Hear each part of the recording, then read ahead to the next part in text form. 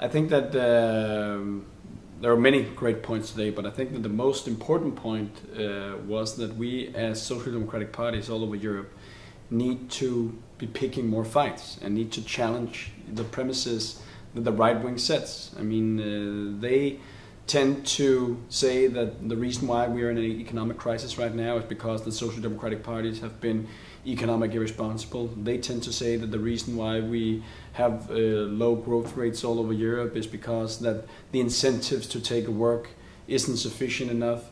And they tend to say that if we have a race to the bottom on wages, on corporate taxes and so forth, then everything is going to be fine and dandy. And I think that the most important discussion in the conference today was that we need to start challenging that premises and challenging what is basically false claims from the right wing. And if we do that, I think we can win and we can create a social Europe.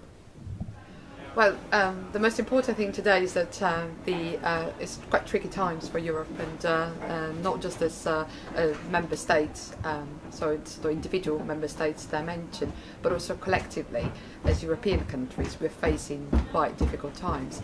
And of course we've got to start from social Europe. We've got to start by rethinking what social Europe is, particularly after years and years where social Europe has become less and less important in the sort of wide European dimensions, and where a lot of people all across Europe have been let down by social Europe. So we've got to really put social Europe at the heart of the next European project and what we want from the next European project. And to do so, I think the main point from today was the importance of investment in human capital, so investment in innovation, investment in education, investment in research and technology. And the other main point I think about today is that we've got fantastic ideas as progressives on how we can change social Europe.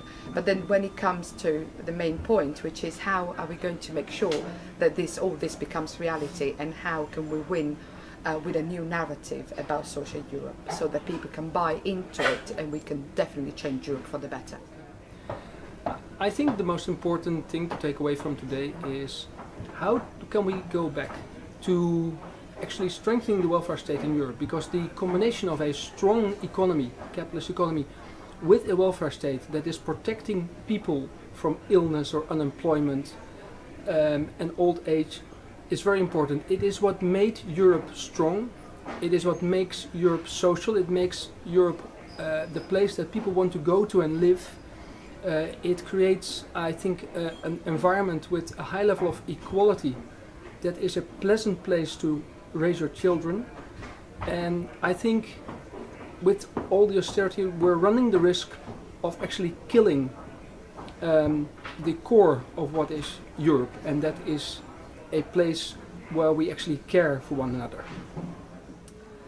I think that the most important thing is the language that we speak, and it might sound simple, but actually I think it's quite of a deep problem, because our language that we speak about economy and welfare and security is very much infiltrated by the neoclassical economy and the discourse of burdens and expenses and spending.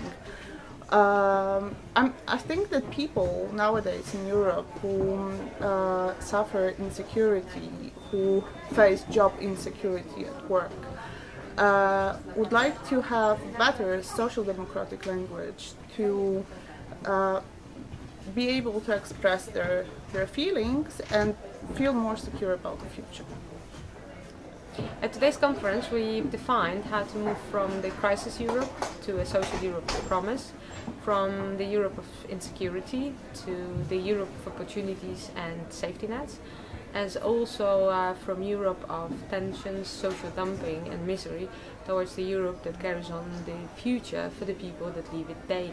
What I think is very relevant about this conference is that we've picked up a debate that has been so much needed, and we leave with an inspiration to continue.